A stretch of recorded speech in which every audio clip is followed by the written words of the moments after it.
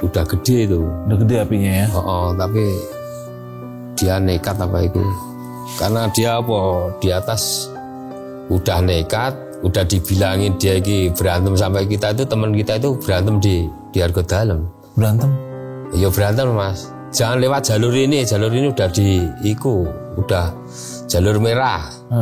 Dia nekat. Oh.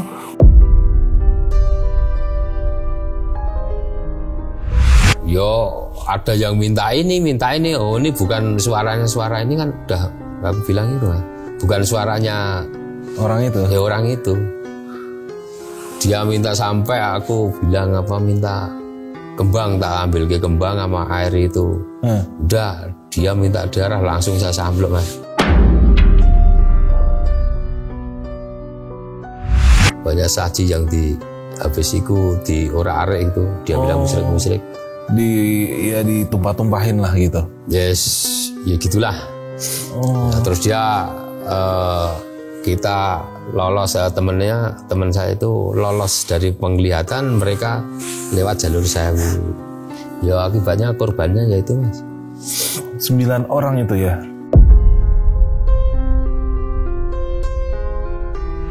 Ya artinya nih di saat mereka pendakian awal mereka nggak tahu ada kebakaran ya berarti ya.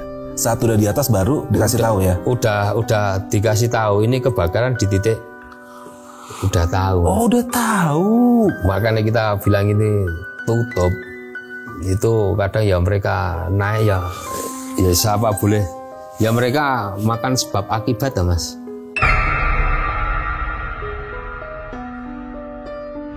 Kalau mereka tidak paham wilayah, kalau dikasih tahu sama pemegang wilayah, taruhlah yang paham wilayah, dia ngeyel, ya begitu akibatnya Mas. Fatal.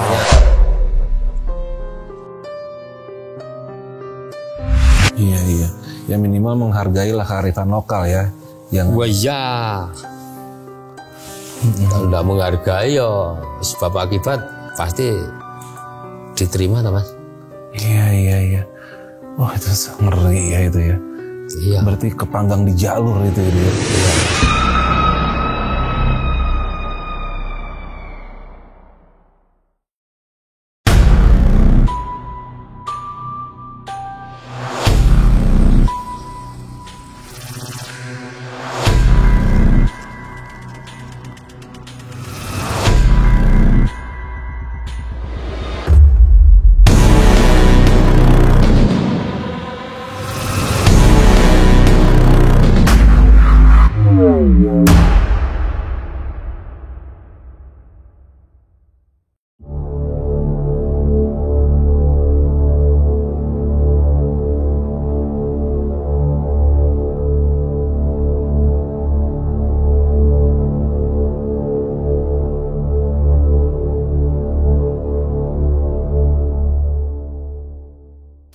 Assalamualaikum brother, ketemu lagi masih di channel Jelajah Malam. Sekarang kita masih berada di seputaran Gunung Lawu. Dan gue saat ini masih bersama seorang narasumber yang mungkin kemarin udah pernah tayang dengan kisah yang lain. Tapi kali ini gue ingin mengupas tentang kisah-kisah penyelamatan yang memang beliau pernah lakukan selama menjalani sebagai ranger dan tim SAR di Gunung Lawu ini. Untuk itu langsung aja gue perkenalkan dengan Mas Jondit. Apa kabar Mas? Baik sekali. Wow, baik sekali. Alhamdulillah. Ya Mas Jondit ini terus terang dia sudah malang melintang di sini puluhan tahun.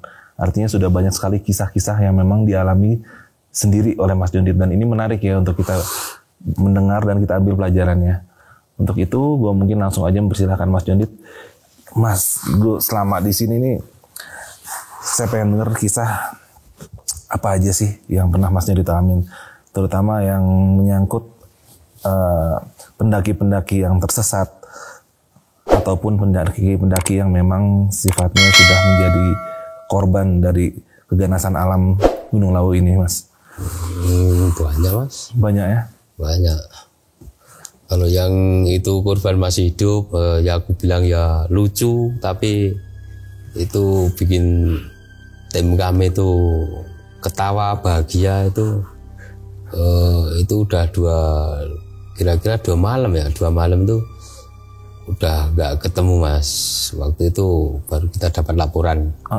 Oh, mulai dari laporan?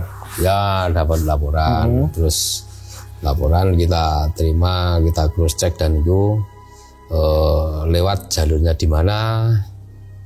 Itu Mas, ya kebetulan dia lewat jalur sini, kandang sini. Cimoro kandang. Ya, dia turun dari atas itu. Iku lepas rombongan tuh di sekitar di bawah pos 3 Mas. Itu lepas rombongan. Lepas rombongan itu lucu, yang rombongan lain dia udah turun, kita dapat laporan itu makanya. Terus yang satunya kok tidak nongol-nongol, itu ditunggu sampai 24 jam lah. Dia terpisah dari rombongan ya berarti? Iya, makanya bisa rombongan itu kita cross check lagi, dia lepas dari rombongan, dia melihat titik terakhir mereka itu rombongan dari mana, makanya kita bilang di bawah pos 3 di situ Mas. Itu dia lepas, terus kita kumpul teman, kita evakuasi Bantar, kita ngambil tindakan TRC, gitu Mas. TRC itu maksudnya apa ya? Cepat-cepat itulah Mas. Tim reaksi cepat. Itulah. Iya. TRC sekarang kan TRC. Terus. Itu kita naik. Kebetulan kita naik itu dari seru teman kami itu paham lokasi, ya kita juga paham lokasi Mas. Kita udah di atas pos 2, kita teriak-teriak, terus ada mereka dengar teriakan kita Mas. Oh, nyaut dia? Nyaut, dia padahal badannya udah lemes itu, udah 2 malam. Itu nyaut, terus kita inspirasi suruh nyari pohon untuk digerak-gerakin. Disitulah kita titiknya gitu, kita dapat titik terangnya. Itu terus kita turun, kita evakuasi sampai ikut TKP, kita dapat itu sampai wah, teman-teman banyak yang itu kena duri itu banyak Mas. Kena jelantang itu. Wah, itu jangan ditanya, gitu aja. Demi menolong mereka itu Mas. Iya.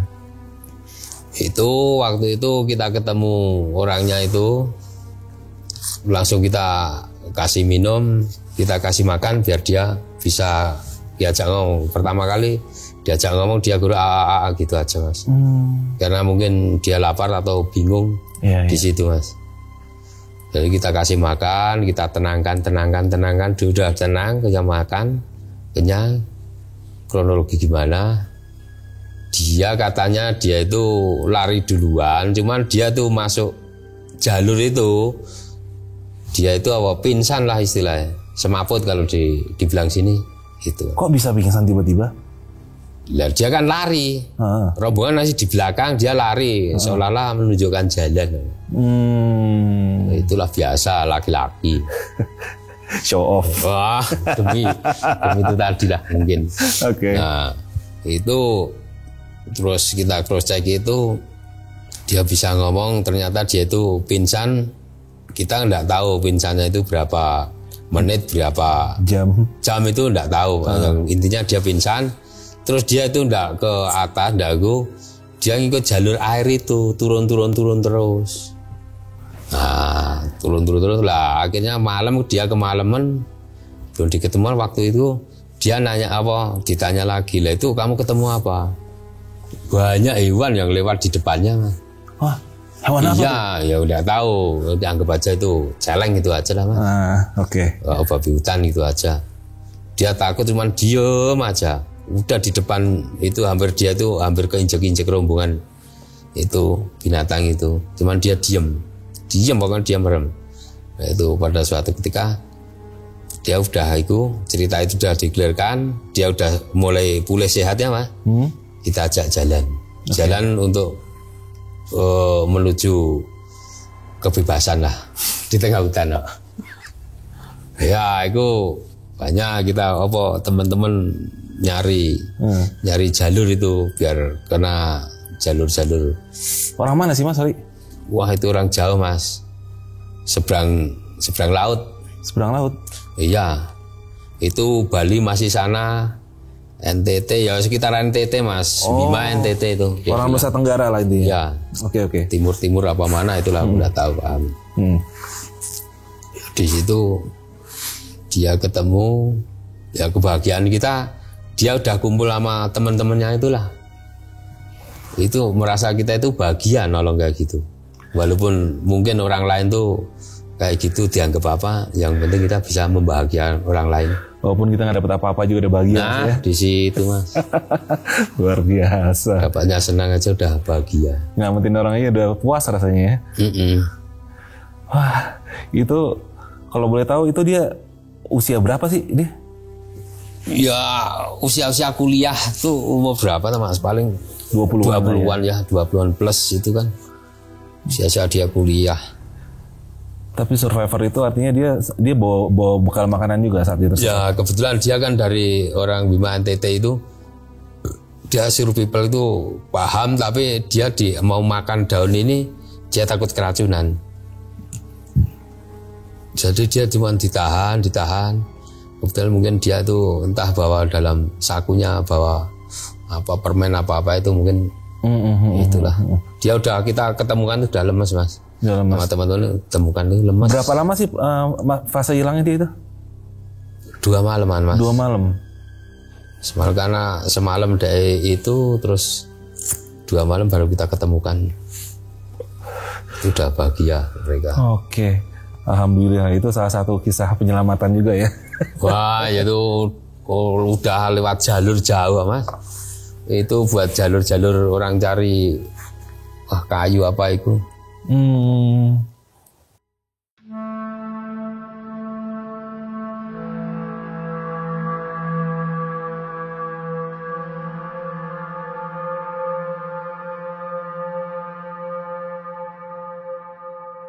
Ada Mas.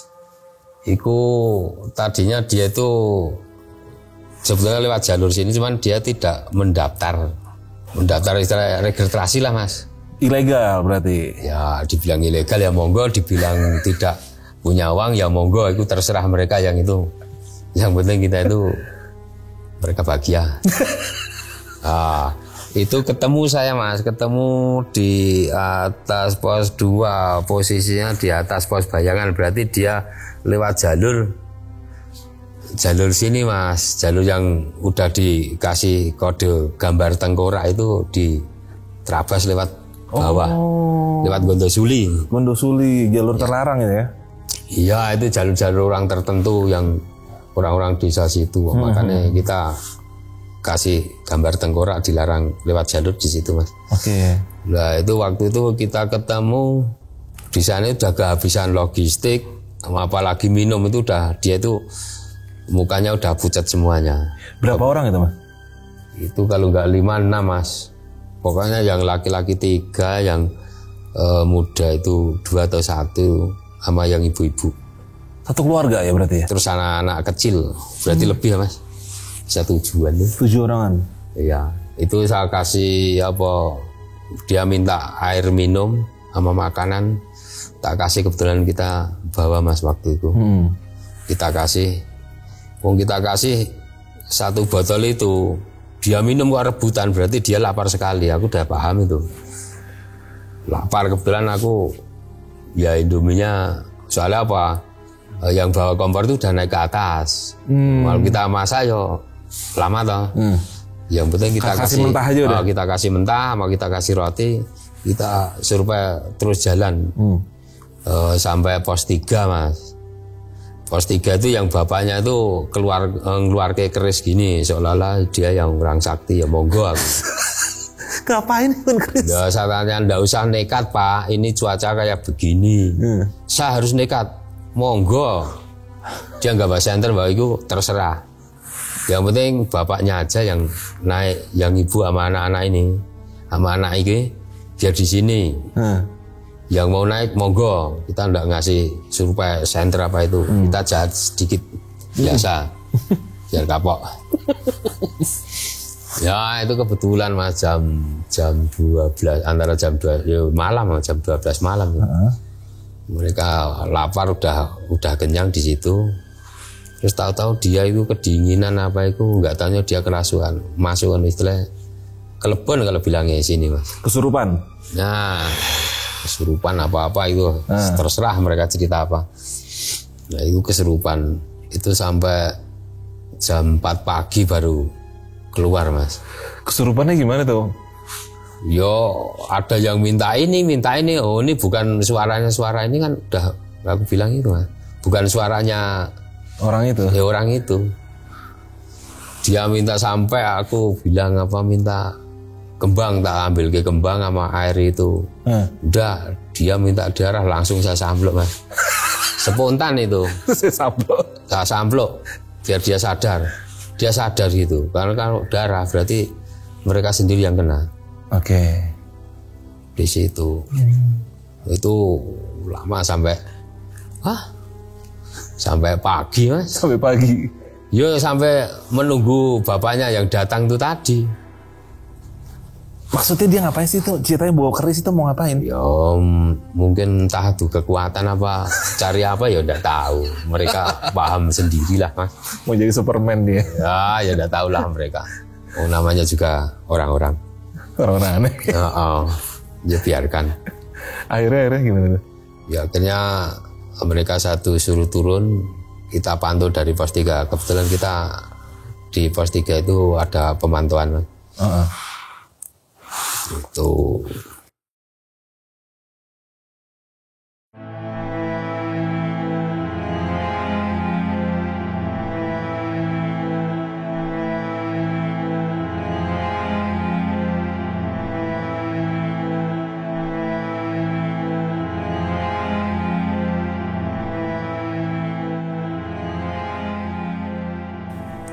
Itu terus habis itu ada yang cuaca buruk waktu itu kan kebakaran itu ada.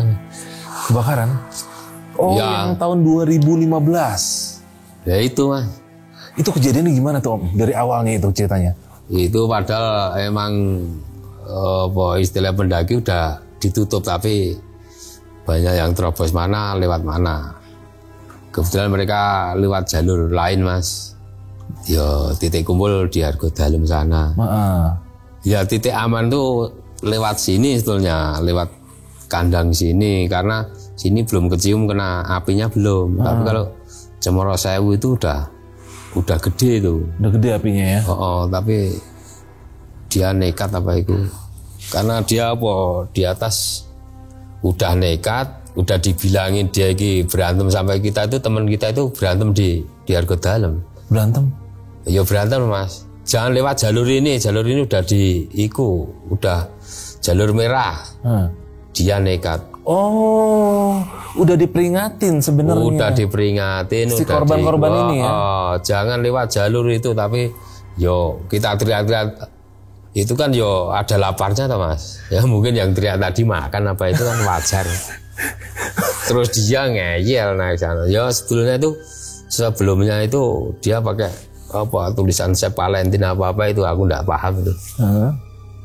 Dia di situ ada orang bawa saji dan sebagainya itu dia bilang musyrik terus banyak saji yang habis itu di orak-arik itu dia bilang musyrik ditumpah-tumpahin lah gitu. Yes, ya gitulah. Nah, terus dia kita lolos teman saya itu lolos dari penglihatan mereka lewat jalur Sewu. Ya akibatnya korbannya yaitu mas 9 orang itu ya kalau nggak salah ya. Tadinya 6 mas, cuman yang masih hidup 3 di bawah RS itu kita yang evakuasi. Nah itu maaf itu kalau boleh tahu berarti saat mereka mendaki ke atas itu belum kebakaran ya? Itu kebakaran di titik timur mas. Arah Sewu ya? Yo di titik timur dari jauh dari Cemoro Sewu, cuman namanya juga api itu biasa mas, api lompat sekian meter itu udah sering terjadi. Udah sering lihat tapi. Ya artinya nih di saat mereka pendakian awal mereka nggak tahu ada kebakaran ya berarti ya. Saat udah di atas baru dikasih tahu ya. Udah dikasih tahu ini kebakaran di titik Udah tahu. Oh, udah tahu. Makanya kita bilang ini tutup. Itu kadang ya mereka naik ya siapa boleh. Ya mereka makan sebab akibat ya Mas. Iya. Itu bilangnya musyrik ya. Pada akhirnya ya itu. Oh. Itulah rombongan itu yang meninggal. Itu yang meninggal berarti satu rombongan? Atau ada beda-beda? Yang satu rombongan tuh yang mati yo maaf istilahnya yang meninggal itu. Itu satu rombongan, yang lainnya mengikuti lewat belakangnya yo ikut Mas. Oh. Itu berarti proses saat udah di atas dikasih tahu mereka ngeyel malah jadi ribut, mereka tetap bablas dari Sewu. Ya itulah Mas. Kalau mereka tidak paham wilayah, kalau dikasih tahu sama pemegang wilayah taruhlah yang paham wilayah, dia ngeyel, ya begitu akibatnya Mas. Fatal. Makanya di mana tempat di mana itu harus tanya di wilayah situ. Sebab akibat apa tidak boleh larangannya, terutama larangannya tidak apalah. Itu harus tahu, paham buat pendaki-pendaki itu. Jadi dengan tidak mengurangi rasa hormat ya mungkin korban ini juga akibat kelalaiannya sendiri ya, yang sudah di mana diperingatkan ya. Di situ kita udah memperingatkan, udah itu. Oh gitu. Nah itu proses saat evakuasinya mereka itu gimana tuh? Pas? Yo kita kebetulan tim bundel-bundel Mas. Dalam artinya kita udah bahwa itu kita cek ada berapa yang masih hidup, mereka kita suruh turunkan dulu, kan 3 Mas. Ya masih hidup? Iya masih hidup tapi itu teman Mas, itu aqua besar gini, aku bawa air gini, saya bilang dia minta minum, saya kasih, itu hampir habis Mas, tinggal paling 1/4. Itu sampai aku maaf ya, saya packing biar kamu nggak gerak-gerak karena luka kamu banyak ini. Nggak gerak-gerak biar agak kenceng dikit ya. Nanti kalau terasa sakit bilang. Dia nggak ada terasa sakitnya, tak kencengin. Cepet turun, akhirnya 1 jam itu. Mungkin 1 jam nggak nyampe itu karena dibawa lari sampai di posko, terus bawa ke rumah sakit. Masih hidup, masih di bawah sini? Ya masih hidup Mas. Makanya kita turun udah kita evakuasi yang lainnya itu, kita bawa yang kebakar itu, kita turun, kita tanya gimana pasti kita tanya Mas. Yang making kita, maksudnya yang nali yang itu, tinggal mereka kita dorong tenaga dari bawah sebanyak mungkin. Nah itu biar bisa turun semuanya Mas. Itu titik-titik yang berarti yang dari 9, 3 masih hidup, 6 sudah meninggal dunia ya. Itu titiknya di mana aja tuh Bang Jon itu ditemukannya? Kalau nggak salah di atas pos 3 apa di bawahnya ya. Itu pas di sana itu ada di atasnya Mas. Di atas pos 3 Sewu ya berarti ya? Ya, kalau nggak diiku. Saya paham kalau lewat situ, saya tuh kalau di situ hanya berhenti bentar, ngasih air, doa bentar. Sebisa saya. Kalau sebisa mereka, ya mereka udah paham semuanya. Oh gitu. Iya. Itu ada, maksudnya ada wanita, ada perempuannya juga korbannya berarti ya? Ada Mas, anak-anak SMP itu ada, karena aku tahu SMP karena dia punya Gasper Stud itu. Oh Gasperosis. Ada tulisannya SMP. Itulah. Daerahnya nggak tak bilangin. Iya. Berarti itu sudah gosong ya berarti ya? Ya. Udah gosong, yang gosong itu ngeri Mas. Kemungkinan dia yang itu buang-buangi sajen apa bunga-bunga yang di atas itu. Oh yang tadi itu merusak. Soalnya aku habis itu naik ke atas itu tanya istilah kronologi di atas, soalnya saksi kunci kan banyak kan di warung. warung Mbok Yem lah, terutama Mbok Yem, kita tanya gimana Mbok gini. Terus di sekitar Hargo Dalem saya tanya, oh itu tadi kemarin bilangnya gini-gini kok. Oh ya wis. Kersane gitu. Keterangannya orang sana mereka tuh merusak adat istiadat sajian itulah ya di sana. Iyalah. Itulah Oh gitu. di situ. Wah. Makanya bagi para mereka yang suka petualang itu pahami daerah, tanyakan kalau nggak paham itu di sekitarnya itu tanyakan apa larangannya, apa gimana, itu harus paham. Kalau bagi mereka berpetualang, Iya. Ya minimal menghargailah kearifan lokal ya. Yang wah ya. Kalau nggak menghargai ya sebab akibat pasti diterima toh Mas. Iya. Wah itu ngeri ya itu ya. Iya. Berarti kepanggang di jalur itu ya dia. Iya, sampai sekarang saya tahu kalau lewat sana tuh biasanya kalau lewat Sewu yang berani itu kalau maghrib sendiri atau berdua atau bertiga itu teriakin namanya itu dia pasti keluar. Oh ya? Iya Mas, nggak percaya monggo naik aja. Oh gitu. Nah, itu sedangkan aku sampai gitu apa? Karena apa?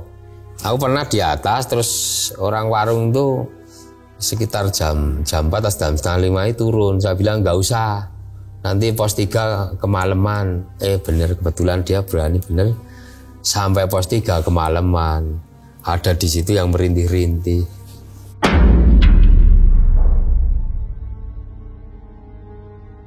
Aduh. Ini bukan menakut-nakuti, semuanya tuh nyata ya. nyata. Kalau takut ya ngapain kamu naik ke gunung? Iya. Wah iya tak? Iya. Itu sampai saya dengar itu katanya ada yang maaf ya, mungkin batunya sudah panas, dia mungkin entah telanjang kaki itu sampai copot ya katanya. Itu ada Mas, kebetulan saya yang nemukan itu apa? Oh, Mas Jodit itu. Iya kakinya ini kelupas. Kemungkinan sepatu apa sendalnya itu udah hangus, itu dibuang. Dia nekat. Itu sampai sini kelupas. Copot. Waktu evakuasi kelanjutannya kan saya naik lagi ngecek apa yang di sana apa itu nemuin itu sampai saya kasih temen, kamu mau kenang-kenangan enggak? Apa mbah? Ini diam tanganmu. Aku kasih gitu sampai dia gini-gini. Itu ada. Telapak kaki itu. Telapak kaki sampai kelupas. Akhirnya diapain tuh?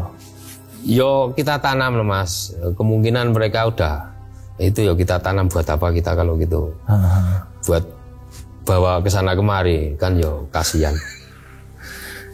Akhirnya dikuburkan di Gunung Lawu sini. Ya kita gali tanah kita kuburkan di mana tempatnya di situ apa itu kita kuburkan nggak kita inget-inget itu. Ngeri ya. Itu berarti yang kebakar mulai dari mana sampai mana itu Mas Jodit itu? Itu dari pos waktu itu dari pos 2 udah naik ke atas Mas. Itu batu-batu gede gini aku waktu TRC itu sampai gelundung-gelundung. Kebetulan temenku ya cepet-cepet tanggap jadi langsung cari posisi aman. Batu-batunya gede itu, gede wah. Kalau kita bawa berlima nggak mungkin mampu. Iya. Batunya itu sampai lepas-lepas gitu. Berarti bisa dibilang saat itu kondisi batunya itu terpanggang membara ya sampai. Ya istilahnya atas itu kan batu-batu nempel apa itu tanahnya panas jadi gembur kan tetap lepas tuh pasti lah Mas. Iya. Itu. Iya. Berarti yang kasus yang tadi sampai kakinya itu berarti alas kakinya itu, alas sepatu sendiri itu udah copot saking panasnya ya? Ya kemungkinan copot Mas, karena di naik atas lagi itu banyak sendal sing kebakar, terus sepatu iku, terus karyel tinggal apa, cuman besinya itu udah terhitung Mas itu. Sudah tak masukin semuanya. Wah luar biasa 2015 itu. Wah itu aku gak usah ngomong. Ya itulah mau berkata apa lagi, mereka itu kalau ke hutan atau ke daerah siapa saja, satu kesombongan itu hilangkan. Itu kalau sombong, kemakan. Itu bro ya, jangan pernah ke alam itu, kita itu kecil nggak ada apa-apanya. Janganlah, nggak ada apa-apanya, makanya debu. Jangan sombong. Kalau sombong, alah lah.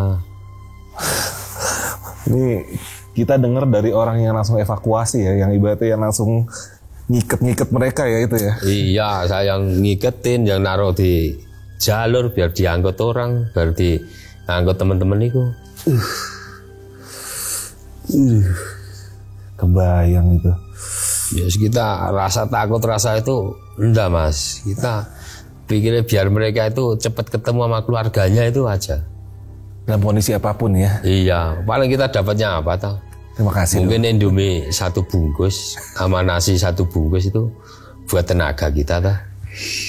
Cuman itu. Tapi yang mudah-mudahan mereka yang banyak yang peduli itu. Iya. Semakin banyak itu saya bersyukur. Amin. Yang peduli terhadap habitat apa tumbuhan yang di situ apalah di gunung itu biar buat dongeng anak cucu itu bagus. Nah, nanti kalau anaknya tanya kijangnya kayak apa, ya kayak gambar ini. Yang mana gambar apa? Ini bukan kijang, ini gambar. Nah, terus anaknya kita ngasih itu apa? Kecuali kita ajak ke hutan terus dia tahu jalan. Nah itulah rusa, itulah kijang, itulah itu. Jadi kita itu dongengnya dongeng fakta, bukan dongeng khayalan. Tahu khayalan tuh banyak yang jual. Iya benar sih ya. Ya di sini salah satunya kita untuk melestariin ya mas ya. Ya di mana tempat mas, di mana tempat kalau mau naik gunung itu entah di situ tuh ada tumbuhan apa, tolong dibawa, ditanam di atas ketinggian. Buat apa? Biar mereka nanti kalau datang lagi ke situ, dia menengok itu udah bahagia mas. Nggak percaya buktikan, saya udah sering kayak gitu. Sering tanam-tanam itu sampai kadang pendaki apa itu, mas tolong bawakan ini. Terserah mau tanam sana ketinggian sekian, lewat sekian itu dia masih hidup. Nggak percaya, nanti pada suatu saat kamu udah tanam di sana, kamu tengok mas. Jangan cuma 1 kali bisa nanam toh. Harus bisa kamu tengok. Kalau nggak bisa hidup, gimana caranya kamu ganti lagi. Kalau udah hidup, udah besar, baru kamu merasakan di dalam hati itu tanaman yang saya dulu sama temanku bertiga. Kepuasan batin. Kepuasan ya? Ada. Buktikan, tidak percaya. Ya di sini berarti bisa gue simpulkan ya. Balik lagi yang tadi gue bilang dengan tidak mengurangi rasa hormat. Kalau memang korban-korban ini pada awalnya sudah sempat diperingatkan, sudah sempat di warning, bahkan sampai agak keras, mereka cenderung bisa dibilang ngeyel ya. Yang kedua kesalahannya adalah hari sebelumnya menurut keterangan yang dirangkum oleh Mas Jondit ini, mereka sempat melakukan hal-hal yang tidak sepantasnya terhadap kearifan lokal ya Mas ya. Iya Mas, ya itulah kearifan lokal itu kalau ditantang ya sebab akibat pasti menuai Mas. Betul, hukum tabur dan benih ya. Hukum alam itu pasti ada. Iya, dengan tidak mengurangi rasa hormat ini buat pelajaran buat kita semua ya. Dan satu lagi nih, mungkin saya pengen semisalnya kalau posisi saya juga sering naik gunung nih Mas. Iya. Misalnya tiba-tiba saya lagi di atas, yang namanya kebakaran kita nggak bisa nebak, tiba-tiba jalur saya dilihat, wah bawah udah asap, udah api, udah itu yang paling terbaik buat saya lakukan itu apa Mas? Kalian Mas jangan panik kayak gitu Mas. Kita kumpul dulu, semuanya kumpul. Itu cari istilah titik nyaman itu. Mungkin yang kebakar itu pohon-pohon besar ya Mas. Itu cari yang ada rumput-rumputnya. Oh gitu. Yang rumput kering. Suruh istilah itu kalau nanti udah kebakar bener rumputnya itu kita serang bareng, kita cari ranting-ranting apa kita pukulin Mas buat cari jalur Mas. Oke. Jadi gitu, jangan panik. Kalau panik kamu bisa kepanggang. Iya, intinya tenang ya, tenang dan bisa semuanya berpikir. itu harus tenang, berpikir positif thinkingnya. Iya, karena kejadian ini bisa menimpa siapa aja, bro. Iya. Namanya kita pendaki, tiba-tiba musim panas, tiba-tiba berat, selesai. Dan itu biasanya rata-rata penyebabnya apa tuh Mas John itu? Kebakaran hutan itu? Yo, Mr. X itu aja Mas. Kalau itu Mas, nggak bisa dikatakan. Mr. X gitu aja. Kadang ada yang jahil kurang bertanggung jawab itu lah. Wajar Mas lagi itu musim kemarau. Oke. Wah, ini kita udah dapat ya salah satu kisah yang memang menurut gue sih ini tragedi buat para pendaki lah, dan kita bisa ambil pelajaran ya. Dan Mas Jondit, pesan apa nih supaya yang pertama nggak ada lagi pendaki yang mengalami nasib yang sama, yang kedua supaya kalau bisa ya kita berhati-hatilah jangan sampai kebakaran lagi kayak gini gitu. Gimana sih itu Mas Jondit menurut Mas? Ya sebelumnya mereka pendaki itu naik ke gunung, itu gunungnya udah bersih. Sebenarnya enggak mau, ibaratnya kamu datang ke sini itu ngotor, itu sebenarnya enggak mau. Ya sebab akibat mereka ngotori apa itu, ya akibatnya seperti itu Mas. Menuai apa yang mereka tanam ya? Iya. Ya apa yang mereka bawa yaitu bawa turun lagi lah sampahnya, biar wong gunung itu enggak mau dikotori. Iya. Sebenarnya bersih kan, sebelum mereka datang itu udah bersih Mas. Giliran mereka datang semuanya berkerumun datang, sembarang dilempar-lempar. Botol aqua lah, sembarang apalah, itu Mas. Indomie lah, iya. Itu sampai saya tuh sedih bawa turunnya Mas. Kadang sampai saya bakar, saya tungguin Mas. Itu sering terjadi kayak gitu di perpos mana ya. Mereka mau naik ke atas, naik aja, aku bakarin habis, itu udah habis. Aku lagi naik lagi, kadang betulin yo jalur. Ngeri Mas. Kalau mau ikut yo silahkan di belakang saya. Itu aja. Gue sih kalau ikutin senior sih nurut gue. Oke deh kalau gitu. Untuk cerita hari ini udah oke deh. Gue tutup dulu kali ya Mas Jondit. Ya. Saya ini makasih banget nih udah diterima dengan baik di sini, dan udah diceritain dan udah dikasih nasihat banyak, dan mudah-mudahan apa yang Mas Jondit kasih tahu ini berguna juga buat para penonton ya. Karena rata-rata nih penonton Jelajah Malam tuh suka hobi mendaki juga gitu. Ya. Jadi buat kalian yang datang ke Gunung Lawu via mana tempat gitu aja. Iya, Cemoro Kandang bisa datang ke AGL ya. Apa? AGL ya. Di posko gitu aja. Iya, posko AGL di Cemoro Kandang. Bisa ketemu sama Mas Jondit. Beliau orangnya asik deh pokoknya. Lu bisa nongkrong, lu bisa ngopi, asik deh. Kalau nggak hubungin yo tak tinggal kemana-mana. Nah ini dia nih nomornya Mas Jondit. Abis ini gue taruh di sini nih. Buat lo yang butuh guide, butuh segala macem, yang bisa butuh bantuan untuk naik gunung, bisa ngubungin Mas Jondit langsung. Apalagi lu bisa ngubunginnya jauh-jauh hari Mas ya. Bisa 5 hari, seminggu. Iklan ini. Nah iya dong. Biar pendaki-pendaki kan tahu ya, mana ranger-ranger yang bisa membantu mereka saat kesulitan. Kan gue bilang, gue tanya sama Mas Jondit dulu saat gue kehabisan air, dia ternyata punya pasokan air di atas yang ditaruh di jurang. Kalau nggak itu mungkin gue juga nggak selamat. Jujur aja, gue utang nyawa nih Mas Jondit. Akhirnya alhamdulillah gue 8 tahun kemudian ketemu lagi hari ini. Oke deh kalau gitu, gue tutup dulu kisah hari ini. Gue Arfi dari Jelajah Malam dan Mas Jondit. Terima kasih banyak untuk waktunya. Assalamualaikum. Ketemu lagi lah. Wah siap, ntar kita nongkrong lagi. Assalamualaikum warahmatullahi wabarakatuh. Sampai ketemu lagi bro. Ya. Deh.